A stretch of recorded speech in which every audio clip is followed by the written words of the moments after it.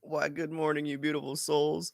Welcome, welcome, welcome. And this satsang is going to be super exciting because this is one of my favorite subjects and topics because I get to guide you back into your beingness. And this is one that's all about letting go. So I implore you, shake it out, wiggle about, get cozy, get comfortable. We're going to jump right into it this morning. So before we begin, I lovingly invite you into the space of the heart.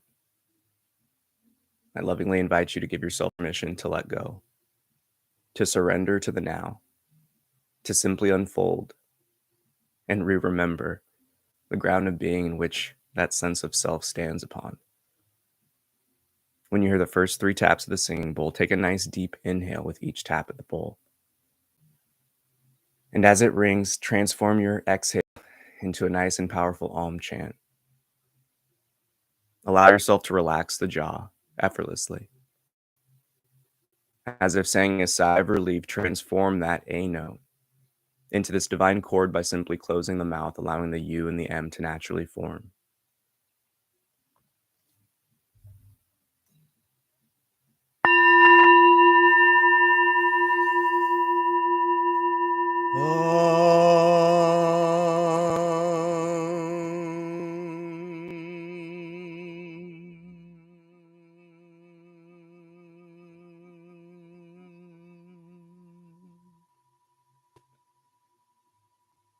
What we seek is already present. Allow yourself to let go of the affection and attention towards the temporary. Remain fixed as the observer, the witness in which you are.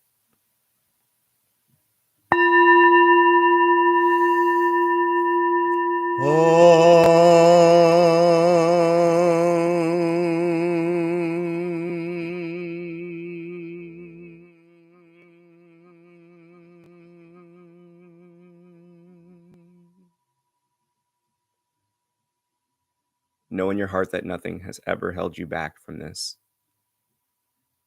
but the temporary attachments and identifications we have. So let go of everything. Allow yourself to simply be.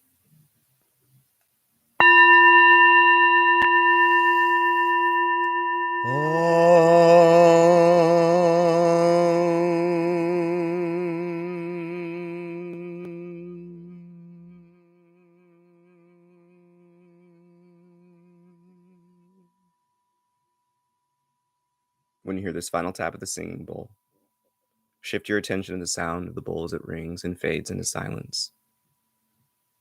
So too allow yourself to let all temporary happenings within you, from the physical sensations, the emotions, the thoughts, to simply drift into the silence, to drop away,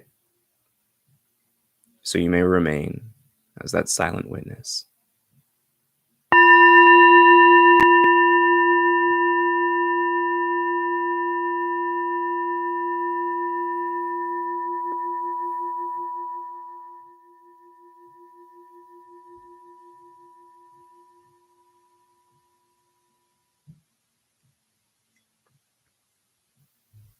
This morning we come back into the remembrance of who we are, of what we are.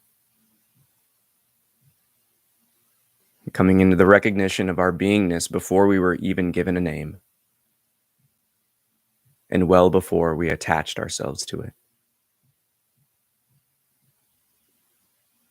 This willingness to let go of such an attachment, such an identity, seems like a burdensome task to the mind.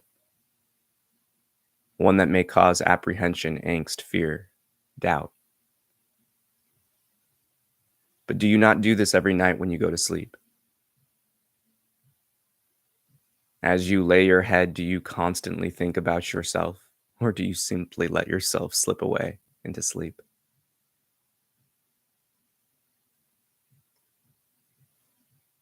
If this personal attachment and identification was so important, would we not carry it into the dream state?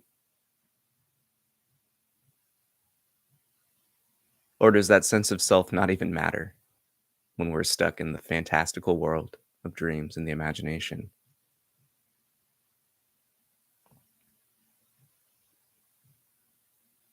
Are you constantly thinking about yourself when you are carrying out an act that causes you to lose sense of time, or are you simply absorbed in the flow?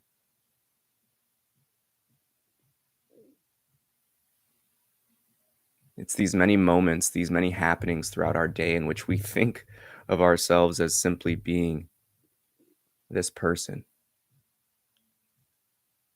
But when we are caught up in the human experience, when we are truly living life freely and fully, there's not a speck of personal identification. There is but an immersion with the now. This unification of the flow and yourself. When we look at this, we can see it makes entire sense because we are not the physical, we are the intangible itself.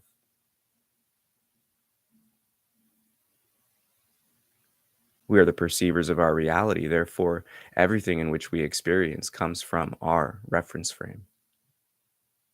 And as the creator of this experience, we must recognize fully our perspective, our approach, and our understanding serve as the veils or hammers that break down the walls holding us back from seeing this reality and ourselves for what it truly is. You are not this temporary flesh. You are not this physical body. You are the spirit incarnating it. You are that intangible essence, that eternal fire that sparks the life that is this being.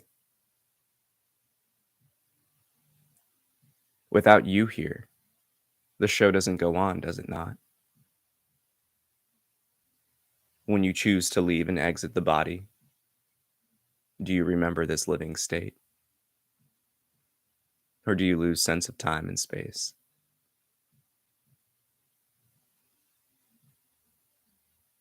Everything can be broken down into a relationship, for this world is one of dualities. The beauty of this human experience is that it comes from the blending of spirit and matter, the intangible and the tangible. Recognize that this physicality is but one half, and that in which resides within it, that essence that permeates through everything in this divine playground, is the other half.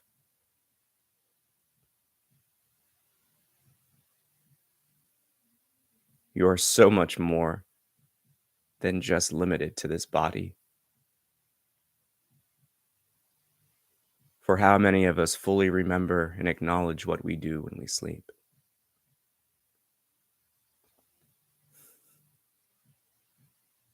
The times in which we have deja vu, those knowings when we cross paths with people as if we've known them for lifetimes, these are but subtle impressions of the divine nature of what we are.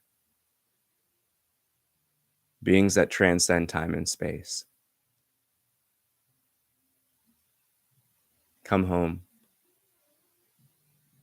Come back to the heart. For it serves as not only a portal, but a gateway into that in which we are.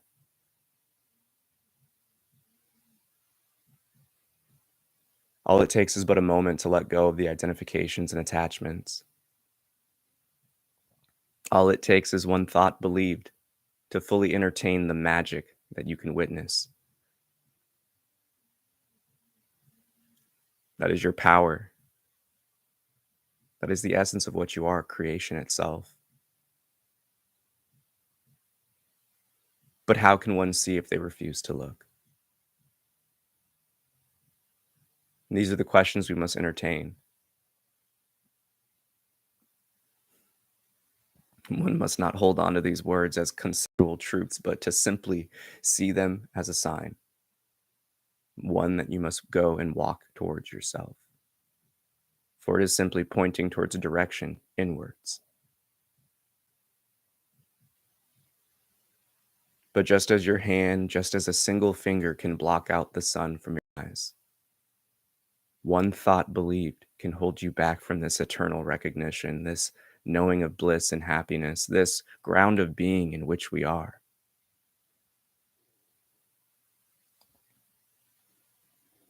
Do not entertain words of doubt, of fear, of apprehension, for what we are transcends the conception of the mind.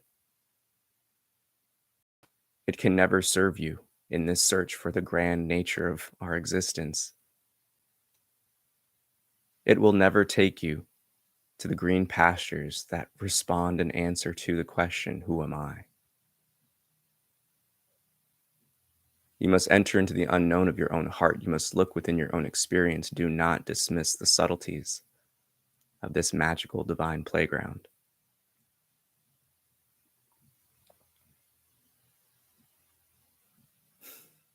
Ultimately, we must question, what is it that we're not? Do you believe yourself to be the temporary emotional states, the mental chatter, even the pains and pleasures of the body? How much of that do you take on as you? And what happens when you let it go? Look within your own experience to see the power that you hold, to see that all of these temporary attachments are but a choice. For as we grow up, the fads and things we're interested in change. They come and go like the seasons. But that sense of me, sense of self in which all are attached to, remains the same. So what happens when you let go of everything? What happens when you let go of every attachment, every identification? What happens when you hold on to nothing that is temporary within your experience?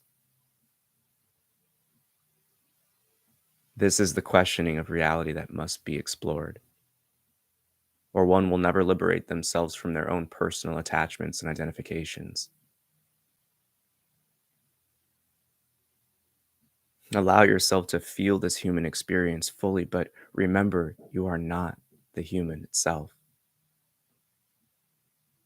You're the beingness in which controls this puppet, this vehicle.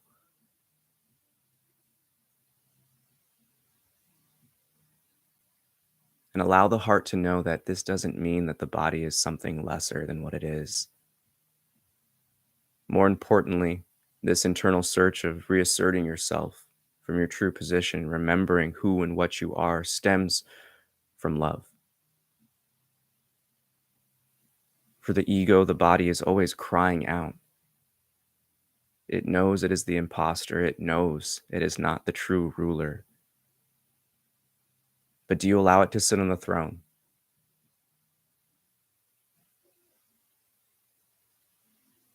Fully recognize and understand here that the body is the horse.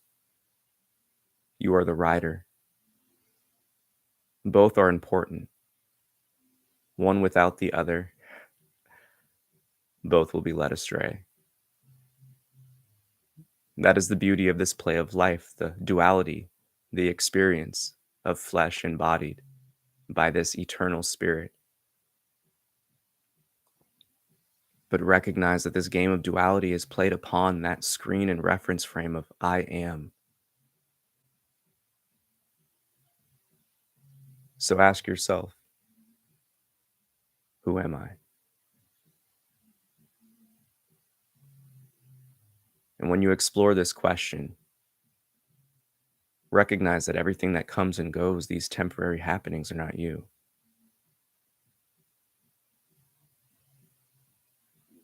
Just as we all observed in those cartoons in our youth, the angel and the devil representing the main character arguing and bickering with one another on the shoulder. Yet the silence, yet the witnessing of the main character just watching the play unfold is but akin to your own position in this play of the mind. What happens when you entertain all internal phenomena as the other? What happens when you watch and look within at a distance? What arises when you entertain that the emotions, the physical sensations, and the thoughts are simply observed. And that is up to you to discover and explore. For even hearing an answer will not service you. The time to escape the concepts and the words of others is now. Come to the ground of recognition of your own beingness, fully, wholeheartedly, and with love. For life truly doesn't begin until we determine who we are. For the search, the journey itself is but a coming home. It's looking inward.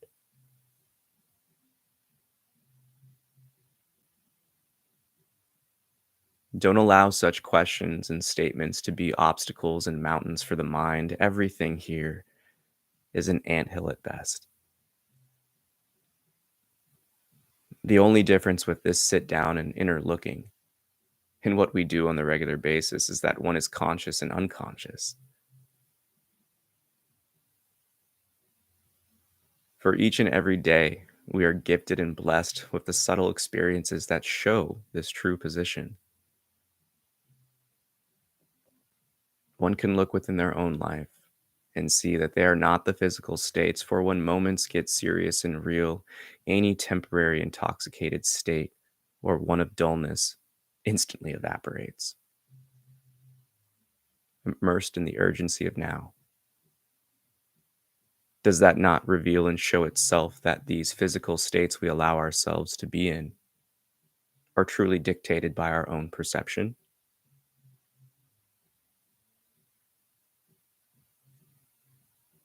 Even in our emotional states, we see that they come and go. And when we feel sadness, that too can transform into happiness at a snap of a finger with something playful and silly. Does that not show and reveal the temporary nature and the fleeting nature of emotions? And what about the mind? Is it always chattery? Or are not those most beautiful, elegant moments in your life happening in the stillness of your own being? When you're so immersed in action in the now that there is nothing but the flow of life and expression of creativity as the god and goddess you are.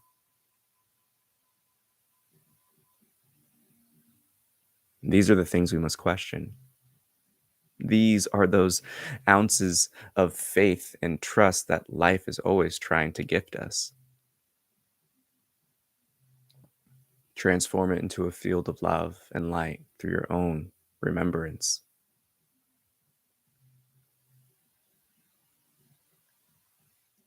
If the mind doubts such questions and knowings, use its own tools against it. Question the mind with the reality of what is. For in truth, if you were these temporary emotions, sensations, and thoughts, your entire life would be them. You would always be stuck in that state of anger or sadness, or the opposite, excitement, joy. And that's the catch-22 of this spiritual looking. When we're willing to entertain the normality as just as crazy as we see other things in this world, we come to entertain and explore this realm of the unknown. When we no longer accept that in which we're told, when we no longer accept that in which we've read, we come to the ground to determine our own truth. And in this, there is nothing higher. It matters not what I say, it matters not what I do, for each of us are in this game playing it from that reference frame of me, myself, and I.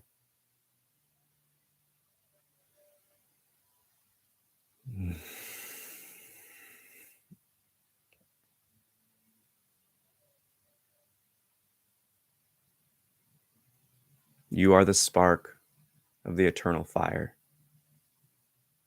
You're the essence of existence itself.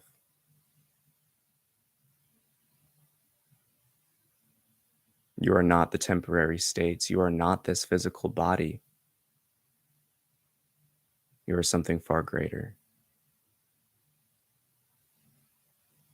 So what is it that holds you back from seeing it? What is it that takes you away from this recognition of the divinity that you are? Is it the judgments we assume and put onto others? Is it the expectations we have for our life and how things should play out? What aspects of our own creation do we implement as the creators within this experience that cover up that which is already present?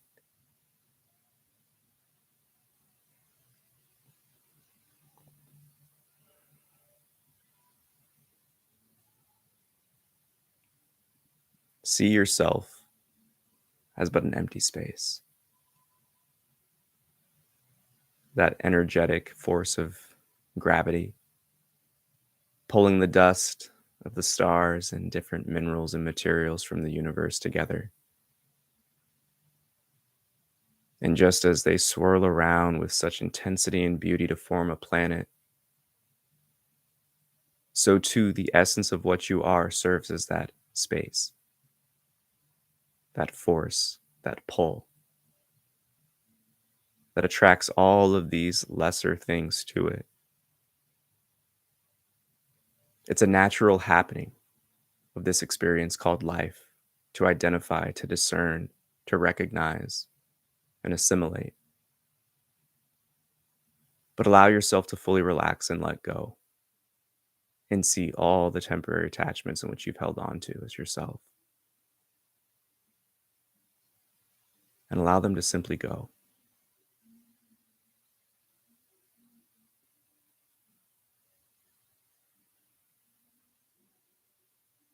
Allow yourself to be so enamored in the now, to be so caught up in the flow, that you lose sense of self, that you lose sense of observation. There's just being.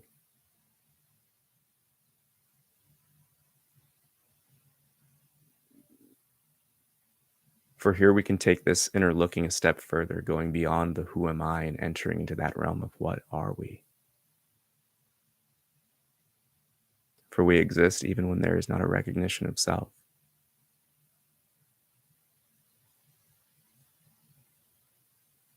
Enter into the boundless, enter into the limitless states of what we are. Transcend. Awaken.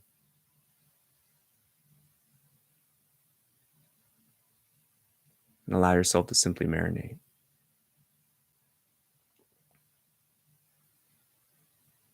And if you observe that warmth, that peace, that calm, that effortlessness, know that this too is observed.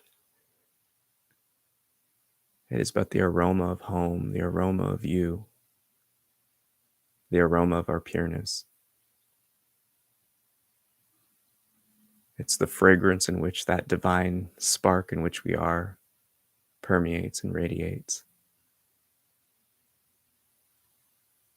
And know here in your heart that nothing can ever take you away from what you are. Come to know that everything you seek is already here. It's you. It's everything.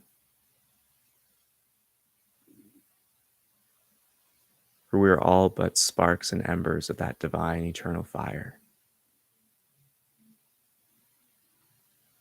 that can be simply understood as source.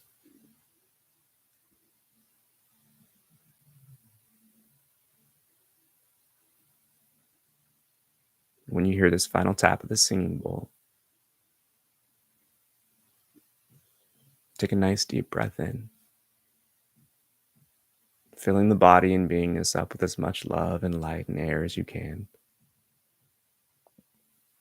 Not only pulling in through the nose, but through the soles of the feet, through the palms of the hands, and through the crown chakra. And as you inhale, allow yourself to observe the subtleties of this experience that you are having. And with that exhale, release it again into a powerful Om as you slowly come back to the body in this recognition that you are the divine, that you are the eternal that is embodying this temporary body of flesh, that you are life itself, and all is one.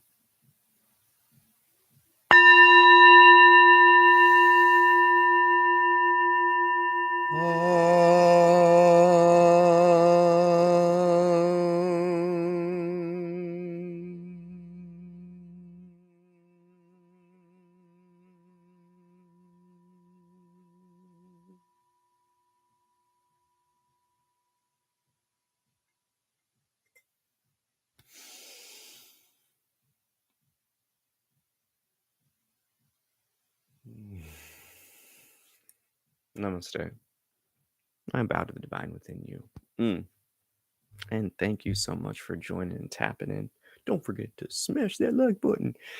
And this is the perfect time for questions if you have any, because this is by far the most important question that any of us can really entertain, or questions even.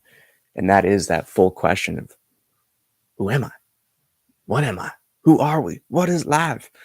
I feel like that's every road will take us there, depending on how far we are willing to push it. That is the beautiful aspect of this internal looking that each of us can partake and dance in. And it's that primordial essence, that kind of yearning for more that we are always trying to express. This is the kind of play that is really bestowed upon us in this experience, because it's the ultimate challenge and the ultimate test. What happens when you are forcibly, I guess you would say, because it's a choice technically. So what happens when we choose to forget and come here and to play out this existence? And one of the first goals is to figure out who you are. Welcome to life, guys. That's kind of it. That's the beauty of it. That everything in this experience is almost like a divine escape room, if I could pitch it like anything. You get the clues, you get all the different things within the room, this beingness. And that's, oh, I got a comment. Thank you, bud. Yeah. I think the one thing here, I'm just going to call you DMD, dude, because that's way cooler. It's super short, and I like it. Digital Media Dude's the man. He's been a long time participant, and I really appreciate it, yo. I always feel your energy, and I definitely love your insights.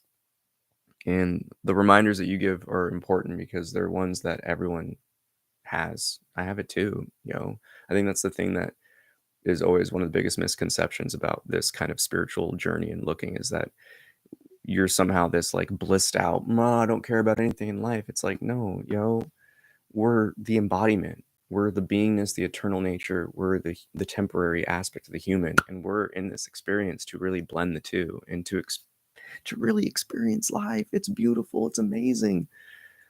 And the emotions that we have are but a radar. They're a detector. There's a difference between the heart, that throne of the soul, and your emotional centers. And it's important to recognize here that emotions are observed too, just as thoughts, just as sensations. And they're actually even more revealing, because they always are just trying to tell us who's crossing our boundaries, who crosses a personal boundary, who crosses one of the heart, who crosses one of the respect. And I still feel emotions too. I think that's one of the biggest, again, misconceptions of the spiritual search, is that the more you get, I guess you'd say, the deeper you look within and the more you unfold, the more raw everything becomes. There's no interference. There's nothing to numb you. There's nothing that you choose to look away from. You just full on feel it. whether it be happiness, sadness, anger, frustration. And it's that kind of opportunity that we get to remind ourselves, this too shall pass. That serves as the greatest leveling up opportunity for us. And I bring it back to that comment of this world and experience is like a divine escape room, except we don't actually get to leave the room. We just know that we're in it. So if that makes sense, and I hope that doesn't cause a distress for anyone that's seeking liberation, like they're going to just catapult out of here. Sorry, folks. That's not what we do. You chose to come here, live it out, embrace this human experience. That's all we can do, but recognize that it's always trying to reveal to us what we are. Those temporary states, the coming and goings of the mind and of the emotions, of the physical sensations, they are but red flags. They are but warning signs, letting you know that, hey, this is just temporary. You may be feeling like you're in it right now, but it's going to go away. And the more you shift your attention towards that temporary, ethereal nature rather, of life, it becomes this fluid dance. It doesn't become this physical, static, sticky, dense experience. Now, in terms of the escape room comment, I think it's important to highlight and recognize that life, in the body specifically itself, knows that it's living out this imposter syndrome. This is why the ego causes such a fuss whenever we try to liberate it or let it go, is because it wants to keep in control. It's our best friend. It's the first friend we ever had. That's why you have such an affection and attachment towards it. But you need to really always just look within your heart and think about it in the sense of an objective question. Would you let a toddler run around with a knife? No, you wouldn't. And although that toddler may be really upset you take the knife or toy away, you got to look at it in this sense. It's the most loving action. The most loving thing we can do for our ego is to give it the space, hold space for yourself so you can really liberate yourself from its influence and control. Because it knows that what it is limited, that its time's running out. That's why it has this whole like fight or flight freeze response stuff. Think what you think, feel what you feel, but do it anyway. Straight up, man. I think that's the real spiritual test for anyone is, and ultimately, and this is a totally separate point, and I'm going to wrap this up because this could be a whole separate talk, but to be a man, to truly be a man, you have to be able to detach, control, and recognize and fully feel your emotions. You just can't let them control you and dictate your actions. But how many of us as men are taught to ignore our emotions, are taught to just simply suck it up and bottle it deep? Whew, that's destructive, that's damaging. And there's no such thing as toxic masculinity. There is only the immature expressions of it. For true masculinity is nothing but love and beauty. It is that God, it is that warrior, it is that lover, it is that shaman, that magician. It's that divine energy that is the opposite to the goddess energy, the creator.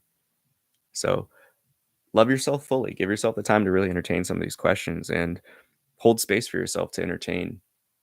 None of this in which I've experienced has come from holding on to another's words as if it's truth. It is the times that I've questioned and pushed back. I'll give a personal example before I wrap up. My awakening of the mind stemmed from simply entertaining a statement I heard from Muji. The mind is not real. For me, I was like, what? Okay, I like your perspective. I could see that. Because we all have those random moments where you have a thought and you dismiss it. You don't say it out loud. You don't act on it. So for me, I was like, okay, I can see that. The mind's not real. I don't listen to every thought. I don't adhere to everything. I get it. And the moment I actually started to entertain it, okay, so what happens if I approach every thought as not real? What happens then? And that's how it works, folks. Only when you entertain can you experience.